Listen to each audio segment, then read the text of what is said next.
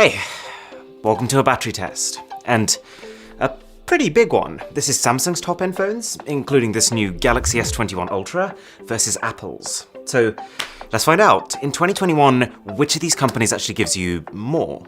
And do you know the most interesting part of this test is that it's actually answering two questions. It's not just a Samsung versus Apple thing, but because we've got multiple generations of each, it's also going to answer the question, are these companies actually improving?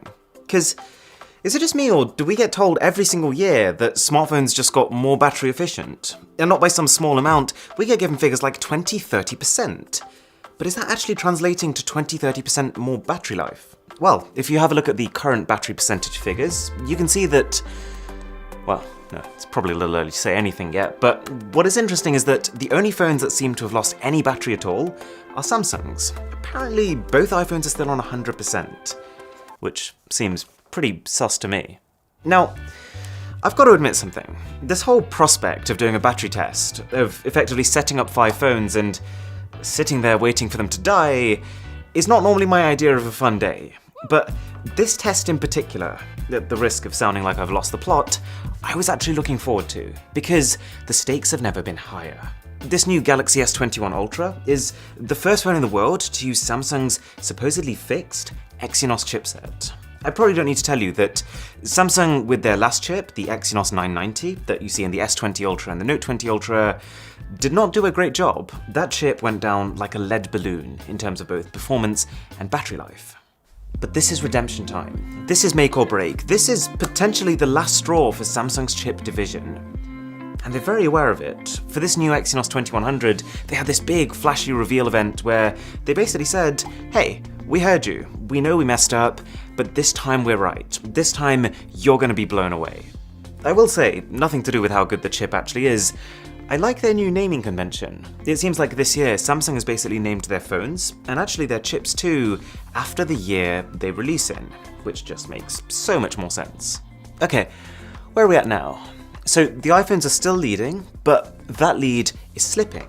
So it's hopeful. This new S21 Ultra is not 20% ahead of last generation, like I saw some people were speculating, but it is ahead, and it might become further ahead.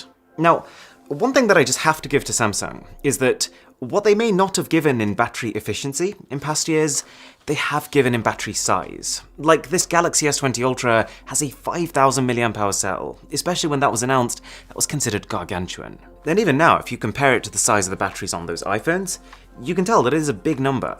They then released the Note 20 Ultra, which on the face of it might look like a downgrade because it only has 4,500 mAh, but they said no. They said this phone ships with an adaptive refresh rate, which means that instead of being fixed at either 60Hz or 120Hz, this phone can go all the way from 120Hz down to 11 if it needs to scale based on the app. And so this phone should actually last even longer.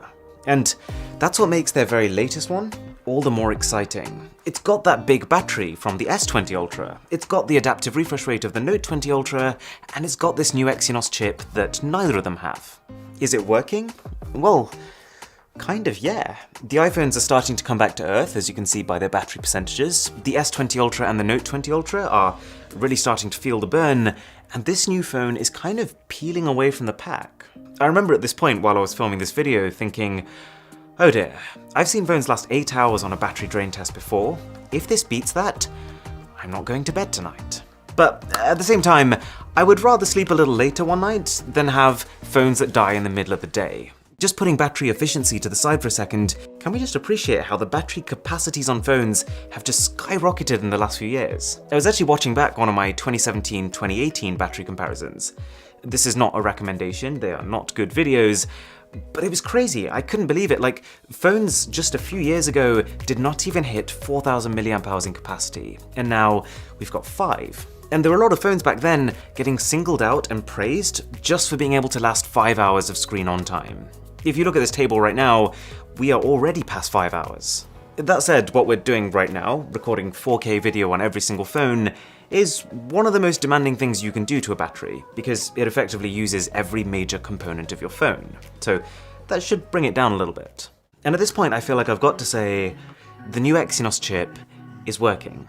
And you might be looking at this thinking, what? The phone is only like 10 percentage points higher than the Note 20 Ultra. That's not a generational leap, I'm not blown away. But there's two things to bear in mind. Number one, your chipset is only a part of the battery drain of your phone. So even if 1 year your chip gets like 50% more battery efficient, you might only save 10% of the overall phone's battery, because all the other components like the display are still drawing the same amount of power. And the second thing is that I think when companies use the term battery efficiency, it can actually be a little bit misleading. So here's what normally happens. A company launches a new phone and they say, hey, this new phone is going to have 30% better performance. And at the same time they say it's also going to have 30% better battery efficiency. And we all go, wow, that's so impressive. How do you even do that? But think about it. If a phone has 30% better battery efficiency, that doesn't mean that you can have 30% better performance and 30% less power drain. It means you get either or. You can either have the same amount of power, but 30% less battery drain, or you can have the same amount of battery drain and 30% more power. So I guess what I'm saying is that the simple fact that this new Exynos chip is delivering not just a tangible improvement in performance, but also a tangible improvement in battery life at the same time is something to be cautiously optimistic about. Okay, slightly unrelated note, just as this test starts to wrap itself up, I could do with a bit of feedback, because I want to keep making these battery test videos. I think they're quite unique, and I don't think there is a lot of content on YouTube that really delves into batteries like this. But at the same time, I only really want to make videos that I think are interesting. Hence why I've decided to sit myself on a table this time. So the question is there anything else I can do to make this more engaging for you? Alright, so we're nearly at the end now. I'm just going to fast forward it so we can get to the results. But if you are enjoying this video, then a sub to the channel would be euphoric. And just for a point of clarity, I've set all phones to an equivalent level of brightness, 0% speaker volume, and they all have 100% battery health, which means that their batteries are as good as if you bought the phones new. Okay, so in 5th place is the Galaxy S20 Ultra. And on one hand, this is amazing battery life. This is battery life good enough that you probably never have to worry about battery. But at the same time, it also goes to show just how inefficient last year's Exynos 990 chipset was. Like, it's not the only factor, but this 5,000 mAh battery phone just got beaten by two phones with less than 4,000 mAh. Okay, so in 4th place, we've got the Galaxy Note 20 Ultra, for pretty much the same reason. The phone is being let down by the chip it's running on. But there is a silver lining here. You'll notice that just the simple fact that this phone has beaten the S20 Ultra, which had a 500 mAh advantage, goes to show that the adaptive refresh rate works. And that brings me on to 3rd place, the iPhone 12 Pro Max. Amazing battery life. I've been using this phone every day for the last 2 months or so, and it's never once died on me. It genuinely feels like what you would expect a Max phone to feel like. But on the other hand, this result also in no uncertain terms means Apple did not improve battery life this year. Because then we have the iPhone 11 Pro Max with 8 hours and 6 minutes. And this bit of data means that we can now answer our second question. Which of Samsung and Apple gives you better battery life in 2020 or 2021? Neither. At least as far as the Exynos chips are concerned, Samsung takes 4th and 5th place, but also 1st. Because yes, the Galaxy S21 Ultra scored 8 hours and 41 minutes. It was quite a bit ahead, and you know what? If this had been 1 minute longer, it would have been a record. It would have been the highest recorded score on one of these battery tests. But as it stands, it's a draw. It's a draw between this and the Snapdragon version of the Galaxy Note 20 Ultra from last year.